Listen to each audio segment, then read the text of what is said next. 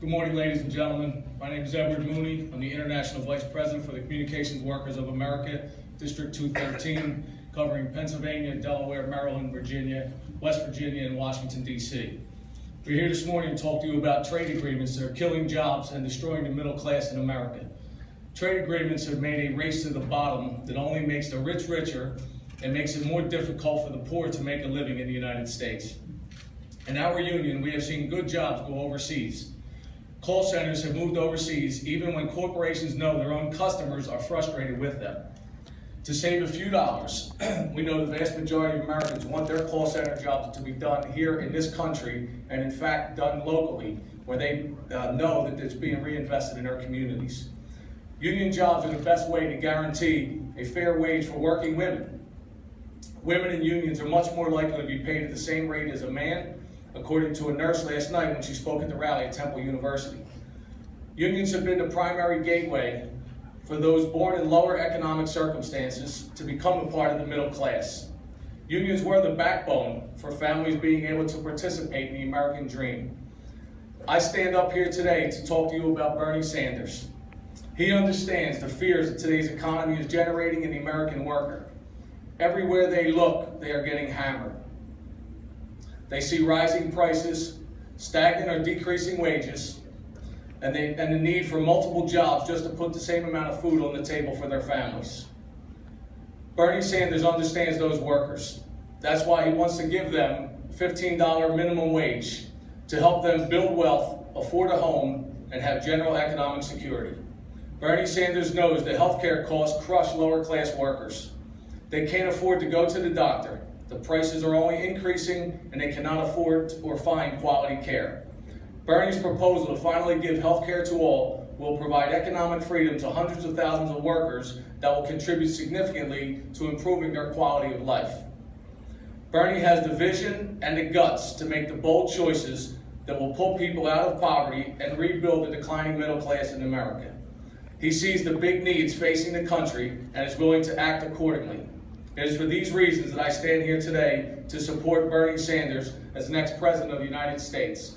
Ladies and gentlemen, Vermont Senator and Democratic presidential candidate, Bernie Sanders.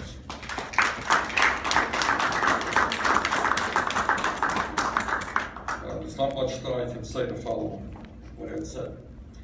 You know, we live in a country where the media talks about a lot of stuff, but often not the most important issues facing working families, and we don't have the kinds of discussion that we should.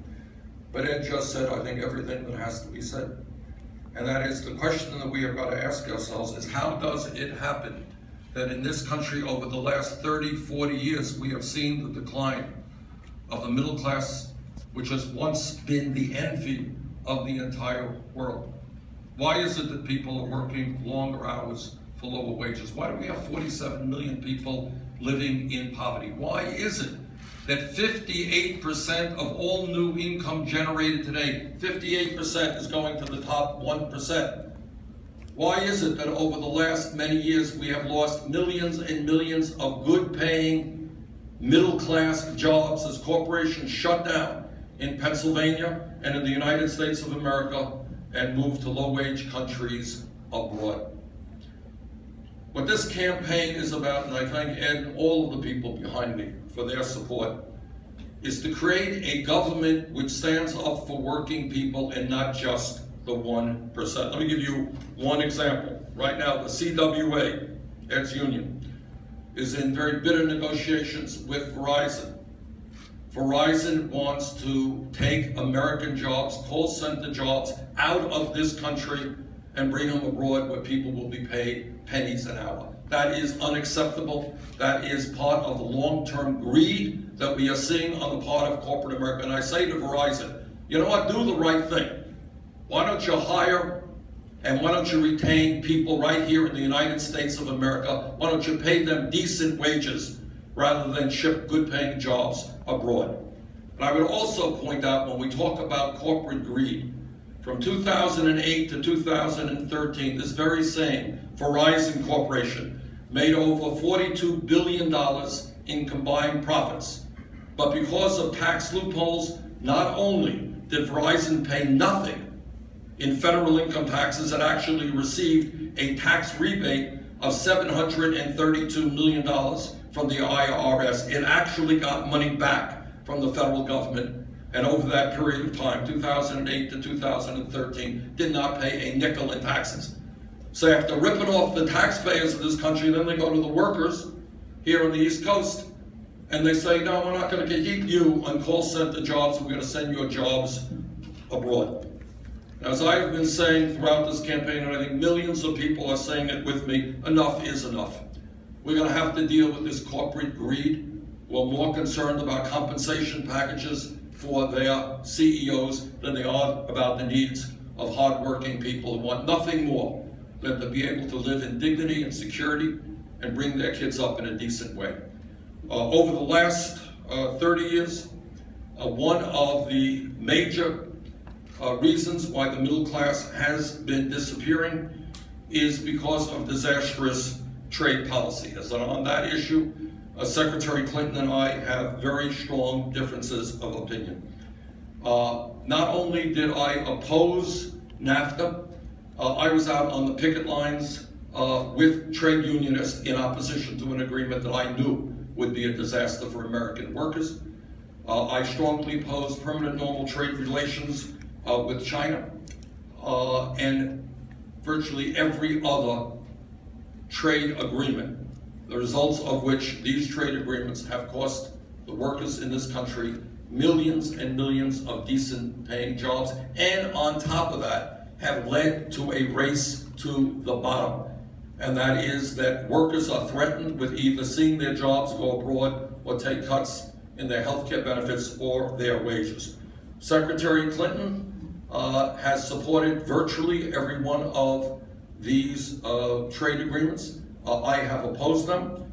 And then just recently, as all of you know, we have the Panamanian Free Trade Agreement, and there's been a lot of discussion on that in the last few days. And what the Panamanian Free Trade Agreement did is enable large corporations and the wealthiest people, not just in this country, but around the world, to participate in massive tax avoidance schemes. As a result of the release of the so-called Panama Papers, we now know that more than 214,000 entities throughout the world have been using a law firm in Panama to avoid paying taxes. I was on the floor of the United States Senate in opposition to the Panama Free Trade Agreement for precisely that reason. Panama is a very, very tiny country. Very hard to argue that they will have in a trade agreement any major impact on jobs in the United States. Very hard to make that argument. But what I was concerned about then, and what turned out to be true, is that that trade agreement will give large corporations in this country, and in fact corporations around the world, a capability of avoiding paying taxes to their own governments. So let me conclude. If there is one theme that is running throughout our campaign, is that we have got to create an economy that works for all of our people, not just the 1%. That means raising the minimum wage to $15 an hour. It means pay equity for women workers. It means rebuilding our crumbling infrastructure, that's our water systems, our wastewater plants, roads, bridges, creating 13 million decent paying jobs. It means fundamental changes in our trade policies so that Verizon and other corporations are not throwing American workers out on the street and moving abroad. On those issues, Secretary Clinton and I, over the years, have had very, very strong disagreements. And I think history and the reality of today will prove that my position, and the position of these people behind me, the position of the trade union movement, has been the right position. So. Senator, on your remarks last night, you suggested that Hillary Clinton had asserted that you were unqualified for the office of president. It's our reporting that the campaign put out that they wanted to disqualify you in the run-up to New York, which is not quite the same thing. Well, first of all, I'm happy to answer that. Yes, sir. But what I would like to do, rather than getting into the usual campaign gossip, I'd like to talk about why the middle class is in decline. Okay, so then can I ask you an Sure. AFL-CIO question Yeah. when you come back to my Yes. other one? Yeah, absolutely. The AFL-CIO has essentially in the state of Pennsylvania decided to remain neutral right now, given the fact that you have such an extensive record on the stump of opposing trade agreements that you say hurt American workers. Why do you think that is? Well, you can ask these guys, they're with me. But what do you think? I think we have the rank and file, no question, that if you look at polling, and I think if you look at some of the exit polls after people vote, we have the support of the rank and file of the trade union movement. We have the support of a number of very great unions out here. We got the American Postal Workers Union, we got the CWA, both unions, we have the UAW, AFSCME. But where are the remaining Teachers. Well, I think, that's politics, and, Secretary Clinton has, and her team have, put a lot of pressure on leadership. But we're very proud to have the support of millions of trade unionists in this country, including many of them right here. Anybody really want to ask me about a question of importance to the American working people? Bernie Sanders. I've worked all my life with a disability and chronic illness. And I know firsthand what it's like. So, watch your 16-year-old. Watch your 16-year-old child, because I had a child late in life, being disabled. I did everything late in life. And I know what it is to just watch everything wither away after I work, and watch the 401k go to nothing. And, have co-payments everywhere. And, God forbid you try to not pay one, all of a sudden you're committing fraud, you might lose the thing that gets you in and out of bed. And I want to thank you very, very much for supporting the Disability Integration Act, S2427. Disabled people who work often go into nursing homes simply because they're $30 over income. It's a ridiculous system, and it's broke. And we thank God to have you running, and you got the disability vote. Don't let Hillary fool you, because she's not fooling most of us, because we have our own movement. And we've been doing it a long time, and we're smarter than that. Thank you very much. Any questions on the needs of the middle class of America before we get to political gossip? I know it's your political gossip. Okay, what do you got? That's it. Senator Sanders, I think what you said last night